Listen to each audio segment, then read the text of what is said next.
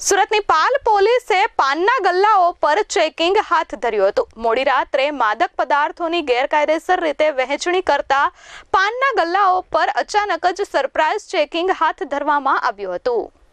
સુરતમાં હાલ police commissioner દ્વારા પાનના ગલ્લાઓ પર માદક પદાર્થોની ગેરકાયદેસર વેચાણને લઈ સ્પેશિયલ ડ્રાઈવ શરૂ કરવામાં આવી છે। ત્યારે પાલ પોલીસ મથક દ્વારા મોડી રાત્રે પાનના ગલ્લાઓ પર માદક પદાર્થોનું ગેરકાયદેસર વેચાણ કરતા હોવાની શક્યતાને ધ્યાનમાં રાખી સઘન ચકાસણી સાથે સર્ચ ઓપરેશન કરવામાં આવ્યું હતું। તેમજ માદક પદાર્થોના સેવન માટે ઉપયોગમાં લેવાતા સામાન રાખવા અંગે કાયદેસરની કાર્યવાહી થશે તેવી કડક સૂચના ડીસીપીએ આપી હતી।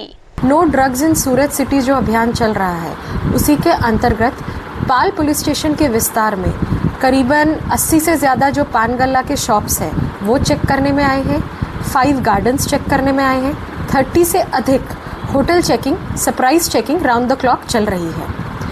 इसमें जो जे एक्ट है 2015 उसके अंतर्गत कोई भी बच्चों को कोई भी अवैध वस्तु बेचना नहीं तो बच्चों का यूज़ किया जाना पेडलिंग के लिए ये क्राइम है, तो उसके अंतर्गत भी कार्रवाई की जा रही है।